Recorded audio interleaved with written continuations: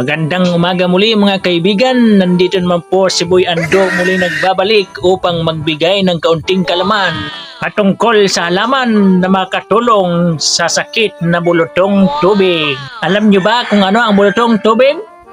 Huwag nyo nang itanong sa akin, i-research nyo na lang. Kaunting paalaala, ako po ay hindi isang doktor, nagdodoktor-doktoran lamang, ngunit ang mga impormasyon na aking ibibigay ay pawang katotohanan. Number 1, balimbing para sa pangangati. Magtadtad ng mga murang dahon at katasin. Pagkakuha ng katas, lagyan ang balat at ang mga sugat upang humupa ang pangangati.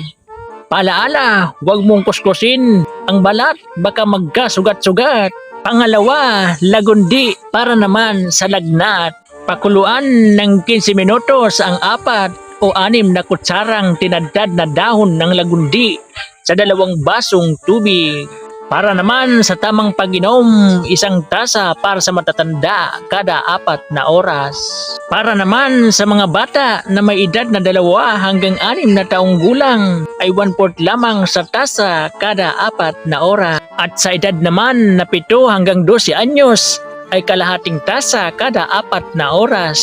At sa sanggol naman ay 1 kutsara kada 4 na oras. Kung nakatulong sa iyo ang video ito at gusto mo ng mga video kagaya nito ay huwag mo kalimutang mag-like at mag-follow sa ating page. Maraming salamat!